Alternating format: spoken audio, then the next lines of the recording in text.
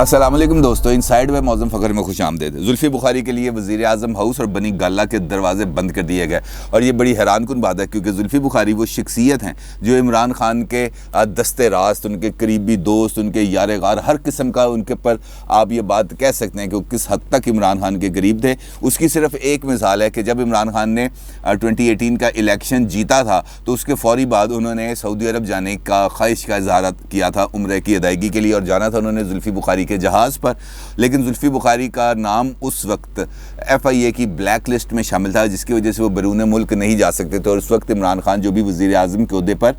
فائز بھی نہیں ہوئے تھے، انہوں نے خصوصی ہدایات جاری کر کے زلفی بخاری کے لیے ون ٹائم پرمیشن آرڈر کیا، اور پھر زلفی بخاری ان کے ساتھ گئے عمرے کی ادائیگی پر۔ لیکن آج وہی زلفی بخاری آج راندہ درگاہ بن چکے ہیں۔ عمران خان سے وہ ملنے کی کوشش کرتے ہیں، لیکن عمران خان صاحب ان سے ملنے سے بالکل کترا رہے ہیں، اور مصدقہ ذرائع نے اس بات کی تصدیق کی ہے کہ کم از کم 2 مرتبہ زلفی بخاری نے عمران خان سے رابطہ کرنے کی، ان سے ملنے کی کوشش کی، لیکن اس کے جواب میں انہیں کہا گیا کہ جناب صاحب کا حکم ہے کہ آپ کے ساتھ کسی قسم کا کوئی رابطہ نہ کرایا جائے، اور اس کی وجہ ہے، اور اس کی وجوہات میں کچھ ذاتی معاملات بھی شامل ہیں، لیکن کچھ اور معاملات بھی شامل ہیں، اور خاص طور پر وہ خفیہ رپورٹ جو ایک خفیہ ادارے نے زلفی بخاری کی سرگرمیوں کے حوالے سے عمران خان کو دی، وہ ایک بنیادی وجہ بنی۔ اس رپورٹ میں جو ایک حساس ادارے نے تیار کی تھی، زلفی بخاری پر الزام عائد کیا کہ وہ وزیر اعظم کا نام استعمال کر کے مبینہ طور پر غیر قانونی ذرائع سے اپنی آمدن میں بے پناہ اضافہ کر رہے ہیں، اور جب یہ رپورٹ وزیر اعظم کو دی گئی تو وزیر اعظم اس پر بہت زیادہ برہم ہوئے، اور انہوں نے واضح طور پر زلفی بخاری سے فاصلہ اختیار کر لیا۔ لیکن یہ جو ایپیسوڈ ہے اس کا ٹرننگ پوائنٹ اس وقت آتا ہے جب رنگ روڈ سکینڈل سامنے آتا ہے، اور جب عمران خان خود اپنے ذرائع سے اس بات کی تصدیق کرتے ہیں تو پتہ چلتا ہے کہ رنگ روڈ کے ڈیزائن میں تبدیلی کے اندر جہاں پر اور بہت سارے لوگوں کا ہاتھ ہے، وہاں پر ان کے قریبی دوست، ان کے دستے راست زلفی بخاری کا بھی اتنا ہی ہاتھ ہے کہ انہوں نے اٹک لوپ کو اس پروجیکٹ میں شامل کرایا، نہ صرف اٹک لوپ کو اس پروجیکٹ میں شامل کرایا بلکہ کئی انٹرچینجز بھی بنوائے، اور مبینہ طور پر اس سارے اثر و رسوخ کے استعمال سے ان کے قریبی عزیز جو شہباز شریف صاحب کے پرنسپل سیکرٹری بھی رہے ہیں، اور ثانیہ ماڈل ٹاؤن کے اندر بھی ان کا نام لیا جاتا ہے، ڈاکٹر توقیر شاہ، ان کو فائدہ پہنچانے کا اس میں کچھ نہ کچھ ان کا رول موجود تھا، اور جس کی وجہ سے عمران خان نے ان سے استعفیٰ لیا۔ واضح رہے کہ زلفی بخاری نے رنگ روڈ اسکینڈل میں اپنا نام آنے کے بعد خود مستعفی نہیں ہوئے تھے، بلکہ عمران خان نے ان سے استعفیٰ وصول کیا تھا، اور اس رپورٹ کے اندر بڑے دلچسپ انکشافات بھی کیے گئے زلفی بخاری صاحب کے حوالے سے۔ رپورٹ میں یہ بتایا جا رہا ہے کہ اسلام آباد کے اندر چونکہ زلفی بخاری صاحب عمران خان کے بہت زیادہ قریب سمجھے جاتے ہیں، اور ہر بندے کو پتہ ہے کہ جناب زلفی بخاری عمران خان کے بالکل دستے راست ہیں، اور جب یہ والا تاثر ہر جگہ پر پھیل جاتا ہے، بیوروکریسی میں پھیل جاتا ہے، سیاسی حلقوں میں پھیل جاتا ہے، اور وہ ان تمام بزنس کلاس میں پھیل جاتا ہے جنہوں نے اپنے فائدے حاصل کرنا ہوتے ہیں، تو ایسی شخصیات سے قربت بھی حاصل کرتے ہیں، ایسی شخصیات کو خوش کرنے کی بھی کوشش کرتے ہیں، ایسی شخصیات کی چاپلوسی بھی کرتے ہیں، خوشامد بھی کرتے ہیں۔ تو زلفی بخاری صاحب کے بھی ایسے ہی افراد کے گھیرے میں آ گئے، اور انہوں نے زلفی بخاری کو خوب بانس پہ چڑھایا، اور اس کے بعد جب گورنمنٹ، آپ کو پتہ ہے کہ گورنمنٹ ہے تو اس نے کوئی نہ کوئی پروجیکٹ شروع کرنا ہے، کوئی چیز امپورٹ کرنی ہے، کوئی چیز ایکسپورٹ کرنی ہے، کوئی پروجیکٹ بنانے ہے، کوئی پروجیکٹ کے لیے ٹینڈرنگ کرنی ہے، تو ان سارے معاملات کے اندر وہ تمام جو مافیا ہے اس نے زلفی بخاری کا استعمال کیا، اور زلفی بخاری نے جو رپورٹ دی گئی ہے کہ زلفی بخاری اور کے والد نے مبینہ طور پر ان ساری ڈیلز کی اسلام آباد میں بیٹھ کر نہ صرف نگرانی کی بلکہ اس کے اندر اپنا شیئر بھی وصول کیا۔ یہ بعد اسلام آباد کے سرکلز میں بھی بہت زیادہ پائی جا رہی ہے، لیکن یہ جب تمام تفصیلات اکٹھی ہوئیں اور یہ تمام تفصیلات عمران خان کو بتائی گئیں تو پھر ان کا ذرا تھوڑا سا ان پر ناراض ہونا بھی بنتا تھا، اور پھر اس کے بعد جب یہ اٹک لوپ کا معاملہ آیا تو اس نے تو پھر بالکل ہی جسے کہتے ہیں نا وہ بھوسے کے ڈھیر میں آگ لگا دی، اور اس کے بعد پھر زلفی بخاری کا بیڈ ٹائم شروع ہو گیا اور زلفی بخاری زیر عتاب آ گیا۔ اسی دوران جب یہ سارے معاملات چل رہے تھے، عمران خان زلفی بخاری سے فاصلہ اختیار کر رہے تھے، تو اسی دوران زلفی بخاری نے خاتون اول کے ذریعے بھی عمران خان صاحب سے ملنے کی کوشش کی، لیکن خاتون اول کے ساتھ چونکہ وہ اس سارے پروسیس میں عمران خان کے ساتھ رہے ہیں، بلکہ یہ جو عمران خان صاحب کا بشریٰ بی بی کے ساتھ نکاح ہوا تھا اس کے اندر بھی زلفی بخاری اس نکاح کے گواہ کے طور پہ بھی موجود تھے، تو انہوں نے اپنا تھوڑا سا خاتون اول والا چینل بھی عمران خان صاحب کو نرم کرنے کے لیے استعمال کرنے کی کوشش کی، لیکن وہاں سے بھی جواب نہیں آیا، اور اس جواب نہ آنے کی بھی بہت ساری وجوہات ہیں جو اسلام آباد کے سرکلز میں بہت زیادہ سرگرم ہیں۔ کچھ ایسی باتیں ہیں، عجیب و غریب قسم کی کہانیاں بھی چلتی ہیں، آپ کو پتہ ہے پھر جب سرکلز کے اندر دوستوں کی بیٹھکوں کے اندر چائے خانوں کے اوپر اور کلبز کے اندر اس قسم کی گفتگو ہونا شروع ہو جائے تو اس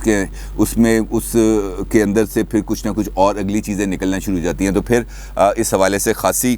خبریں بھی نکلی، اور اس کی وجہ سے پھر زلفی بخاری اور دور ہو گئے عمران خان سے، اور آج کل وہ اپنا غم غلط کرنے کے لیے جو بتایا جا رہا ہے، ہمارے ایک دوست ہیں شمشاد مانگڑ صاحب،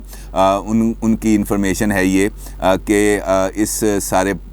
پروسیس کے اندر انہوں نے اپنا غم غلط کرنے کے لیے جو جنرل رانی کے نواسے ہیں فخر عالم صاحب اور ان کے جو بھائی ہیں چھوٹے رافع عالم صاحب، ان کے ساتھ اب اپنی قربتیں بڑھا رہی ہیں، اور وہ اپنا غم غلط کرنے کے لیے ان کی رہائش گاہ پر زیادہ تر پائے جاتے ہیں، اور وہاں پر ہونے والی جو پارٹیز اور دیگر معاملات ہیں وہاں سے آج کل خاصا ان کا آنا جانا ہے، اور ان پارٹیز اور غم غلط کرنے والے تمام چیزوں سے وہ آج کل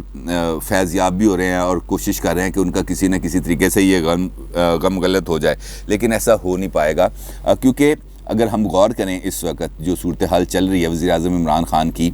تو موجودہ حالات کے اندر وہ تمام ٹیم جو عمران خان صاحب کے ساتھ تھی 2018 کے الیکشن میں یا 2012 کے الیکشنز میں، وہ تمام ٹیم عمران خان سے دور ہو چکی ہے۔ نعیم الحق صاحب اللہ تعالیٰ کو پیارے ہو چکے ہیں، اون چودھری صاحب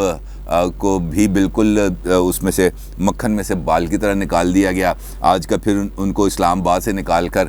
پنجاب میں بھجوا دیا گیا، اور وہ آج کل بالکل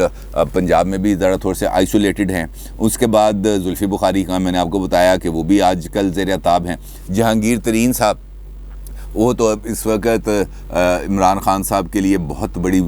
مشکل کی وہ صورتحال انہوں نے پیدا کی ہوئی ہے، تو اس قسم کے وہ تمام لوگ جو ایک وقت میں عمران خان کے قریب سمجھے جاتے تھے، اقتدار میں آ کر عمران خان صاحب نے اقتدار پر جانے کے لیے وہ تمام سیڑھی کے جو وہ تھیں اس کو ایک ایک کر کے بالکل اپنے سے دور کر دیا، اس کو ہٹا دیا، اور اب اپنے لیے وہ ایک نئی ٹیم کو ڈیولپ کرنا چاہ رہے ہیں اگلے الیکشنز کے لیے، اور اس کے لیے انہوں نے خاصی تیاریاں شروع کی ہیں، لیکن اب ان کو جہانگیر ترین، اون چودھری، نعیم الحق اور ان جیسے تو شخصیات ان کی جو مشورے ہیں وہ میسر نہیں۔ عارف علوی صاحب اب صدر مملکت بن چکے ہیں، لہٰذا وہ سیاست میں حصہ نہیں لے سکتے، تو اب ان کے لیے بزدار ٹائپ کریکٹر ہی باقی بچ چکے ہیں جن کے ساتھ وہ اپنا پولیٹیکل کیریئر کو آگے بڑھائیں گے، اور کس حد تک آگے بڑھائیں گے اس کے بارے میں بھی بہت بڑے کویسچن مارک لگے ہوئے ہیں۔ لیکن اس وقت اگر دیکھا جائے تو یہ تمام صورتحال اس بات کی عکاسی کر رہی ہے کہ اسلام آباد میں اس وقت چل کیا رہا ہے۔ عمران خان کے قریب بیٹھے ہوئے جو افراد ہیں، جو ان کے دائیں بائیں بیٹھے ہوئے افراد ہیں، وہ تمام کے تمام اس وقت دہاڑیاں لگانے میں مصروف ہیں، کوشش کر رہے ہیں کہ کسی نہ کسی طریقے سے اپنا مال پانی اکٹھا کریں اور یہ جو بہتی گنگا ہے اس میں سے خوب ہاتھ دھوئیں۔ اور اس زلفی بخاری والے ایپیسوڈ کے اندر تو آپ کو یاد ہے کہ ایک آڈیو ٹیپ بھی آئی تھی جو زلفی بخاری کے بھائی صاحب کی تھی، اور وہ کسی بندے کے ساتھ زمین کی لین دین کے حوالے سے اور ان کو سیٹلمنٹ کے حوالے سے اچھی خاصی سہولت فراہم کرنے کی کوشش کر رہے تھے، اور یہ ویڈیو ٹیپ اس آڈیو ٹیپ اس وقت اب بہت زیادہ وائرل بھی ہے، جس میں یہ کہا جاتا ہے کہ واجد بخاری صاحب جو عثمان بزدار صاحب کی کابینہ میں شامل ہیں، یہ ان کی آواز ہے، اور اس میں وہ یہ تمام لین دین اور زمینوں کے سودے، ہاؤسنگ سوسائٹیاں، اس قسم کے معاملات کر رہے ہیں۔ تو یہ تو صرف ٹپ آف دی آئس برگ ہے، کیونکہ زلفی بخاری ہوں یا کوئی اور بھی ہوں، وہ تمام لوگ جنہوں نے عمران خان پر ان کے مشکل وقت میں، خاص طور پر اس وقت جب وہ اپوزیشن میں تھے، انویسٹمنٹ کی تھی، تو وہ انویسٹمنٹ انہوں نے اللہ واسطے تو نہیں کی تھی، اس انویسٹمنٹ کا انہوں نے کوئی نہ کوئی ریٹرن تو لینا تھا، اور جب ریٹرن لینے کا ٹائم آیا تو ان کو یہ کہا جائے کہ جناب آپ کو یہ سہولت میسر نہیں، تو پھر اس کے بعد تو پھر کچھ نہ کچھ کرنا بنتا ہے، اور پھر وہ تمام اپنے جو قربت ہے عمران خان صاحب کی، اس قربت کی کہانیوں کو مارکیٹ میں لا کر اس کو پھیلا کر ہی فائدہ حاصل کیا جا سکتا ہے۔ تو عمران خان صاحب کے ساتھ وہ تمام لوگ جنہوں نے یہ انویسٹمنٹ کی تھی انہوں نے ان 3 سالوں کے اندر اس انویسٹمنٹ کو جسے ہم کہتے ہیں منافع سمیت واپس لینے کے لیے اپنا بھرپور کردار ادا کیا اور یہ تمام چیزیں منافع کے ساتھ واپس کی۔ شہباز شریف صاحب نے جب کل پی ڈی ایم کے جلسے میں خطاب کیا تو ان کا یہ کہنا تھا کہ یہ عجیب و غریب صورتحال ہے کہ پہلے کہتے ہیں کہ گندم کی فصل اچھی ہوئی، پھر کہتے ہیں گندم کی فصل زیادہ ہو گئی لہٰذا اب ہم اس کو ایکسپورٹ کر رہے ہیں، جب ایکسپورٹ کر دیا تو ملک کے اندر قلت آ گئی اور دوبارہ امپورٹ کر لی گئی۔ تو اس سارے چینلز کے اندر بھی یہ تمام کے تمام لوگ ملوث ہیں۔ شہباز شریف صاحب کا کہنا کچھ زیادہ غلط نہیں ہے، کیونکہ یہ آٹا چینی سکینڈل کی رپورٹس کے اندر بھی یہ بات بڑی واضح طور پر سامنے آئی تھی کہ یہ جو مصنوعی بحران پیدا کیے جاتے ہیں، چاہے وہ پیٹرول کا بحران ہو، چاہے وہ چینی کا بحران ہو، چاہے وہ آٹے کا بحران ہو، تو اس کے پیچھے بھی ایسے ہی مقاصد ہوتے ہیں۔ اور بنیادی طور پر یہ جو فیسیلیٹیشن کی جاتی ہے، زلفی بخاری صاحب جیسے اور بھی جو لوگ ہیں جو اس قسم کی فیسیلیٹیز پرووائڈ کرتے ہیں، تو ان کا مقصد صرف اور صرف یہ ہوتا ہے کہ لوگوں کا کیا، لوگ جائیں بھاڑ میں، ہمیں تو وہ اپنا حصہ مل جائے جو ہم ان ڈیلز کے اندر ہم نے اپنا حصہ لینا ہے۔ تو وہ اپنا حصہ لینے کے چکر کے اندر کسی بھی ایکسٹینڈ تک چلے جاتے ہیں، اور یہی ہے اس وقت ہمارا اور آپ کا المیہ۔ یہاں پر جو لوگ آتے ہیں اقتدار کے اندر، وہ لوگوں کی خدمت کرنے کے لیے نہیں آتے، وہ جو لوگ اقتدار میں آتے ہیں وہ لوگوں کو سہولیات فراہم کرنے کے لیے اقتدار میں نہیں آتے۔ وہ یہاں پر جو لوگ اقتدار میں آتے ہیں وہ صرف اور صرف اپنی منفعت کے لیے، اپنے فائدے کے لیے، اپنے پروفٹ کے لیے، اپنی انویسٹمنٹ کو سیکیور کرنے کے لیے اور پھر اس انویسٹمنٹ پر ڈبل ٹرپل منافع حاصل کرنے کے لیے آتے ہیں، تاکہ اس ملک کو جس حد تک لوٹا جا سکے اس کو لوٹیں، اور اس کے بعد پھر وزیر اعظم معصوم سی شکل بنا کر لوگوں کو کہہ دیتے ہیں کہ گھبرانا نہیں ہے، لیکن اب معاملہ میرا خیال ہے گھبرانے سے آگے کا نکل چکا ہے۔ دیکھتے ہیں کہ عمران خان صاحب اپنے یہ جو دائیں بائیں بیٹھے ہوئے افراد ہیں ان کو کس وقت این آر او دیتے ہیں، کیونکہ این آر او دینا ان کی مجبوری ہے، کیونکہ وہ پارٹی فنڈنگ کے بغیر، اپنی انویسٹمنٹ کے بغیر اور اس طرح کے دیگر لوگوں کو اپنے ساتھ شامل کیے بغیر اگلا الیکشن تو لڑ نہیں سکتے۔ اگر اگلا الیکشن میں جائیں گے تو ان کو پھر اے ٹی ایمز کی ضرورت پڑے گی، اور دیکھتے ہیں کہ اس وقت ان اے ٹی ایمز کو کس طرح راضی کیا جاتا ہے، اور کیونکہ راضی کیے بغیر ان کے پاس چارہ کوئی نہیں ہے۔ اپنی رائے کا ضرور اظہار کیجیے گا۔ آپ کا بہت شکریہ۔ اللہ حافظ۔